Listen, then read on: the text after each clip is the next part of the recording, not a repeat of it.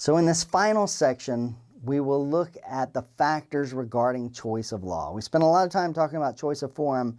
We're going to spend less time talking about choice of law because, again, this is a very complicated area of the law.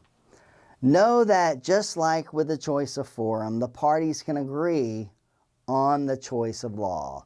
The parties can decide between themselves which country's law will apply to disputes arising out of the agreement.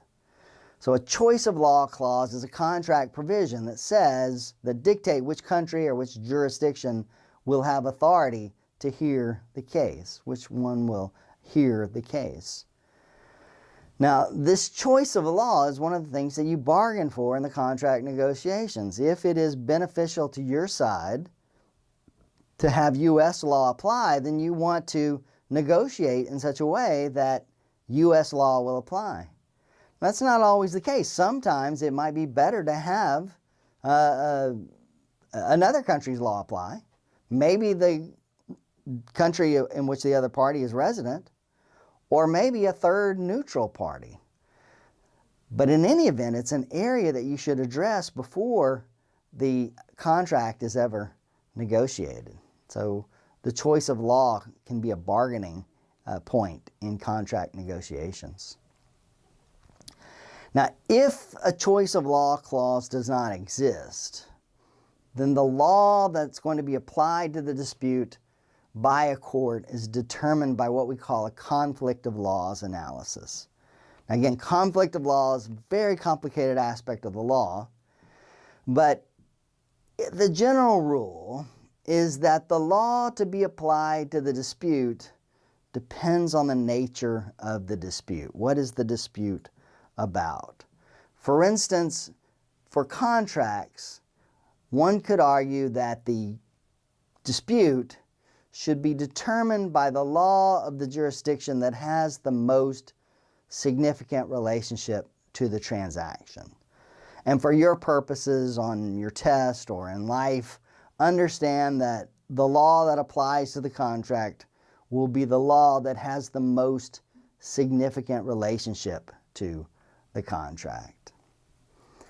Now for torts, things like negligence, the law is generally, the law that will be applied is the law of the place where the injury occurred. So for torts, the dispute should be determined not by the law of the jurisdiction that has a relationship to the transaction, but by the law of the place where the injury occurred. So conflict of law is a very complicated topic, but for your purposes, know that in general, the law that's to be applied would be the law of the jurisdiction that has the most significant relationship to the transaction. So in conclusion, what did we learn today? First of all, public litigation of international disputes can be exhausting. Resolving disputes through litigation is an obstacle course. It's going to take perhaps years to actually have a resolution.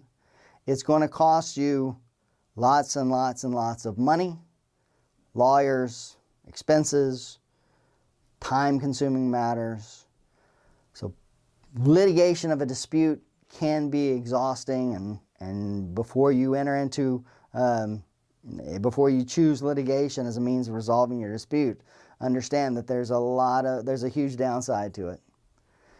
We know that choice of forum relates to where a dispute should be heard, and you should know for purposes of your test things like jurisdiction, venue, forum nonconvenience, and forum selection clauses. And finally, choice of law refers to which law should apply to a dispute. And again, for your purposes, know that the law that applies, the general rule, is that law that has the most significant relationship to the underlying transaction. And that's it. Thanks a lot.